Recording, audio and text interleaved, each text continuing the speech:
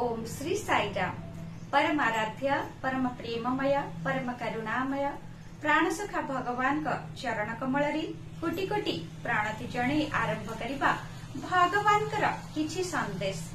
पवित्र पहिली रजर समस्तंकु अनेक अनेक शुभेच्छा और शुभ कामना।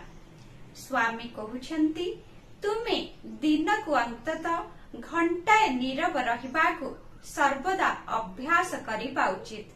एहा तुमर शक्ति संचय करिबो एवं मानसिक शांति को सुनिश्चित करिबो। नीरव उपवेशन कले समस्तंक मध्य एकाग्रता वृद्धि पाए।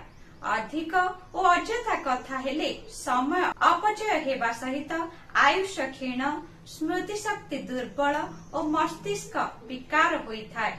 तुमे सरल जीवन और उच्च विचारर श्रृंखला मध्य विकसित करिबा उचित। तुमे माने चकचकिया पोशाक परिहार करिबा उचित। तुमर धला पोशाक तुम हृदयर आंतरिक निर्मलता प्रतिबिंब करिथाय। पोशाक सरल किंतु परिष्कार हेबा उचित। ए जगतरे दिव्य प्रेम ठारू अधिक मूल्यवान आउ किछि नाही।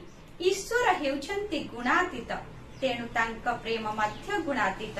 सरस्वती अर्थ केवल साहित्य नुहे, मात्र से हेउछंती देवी जे पुण्यानंद प्रदान करंती। एही सरस्वती आत्मार प्रतिष्ठा करिथांती एवं से हेउछंती मनुष्य को भगवान का सहित संयुक्त करुथुबा धारा।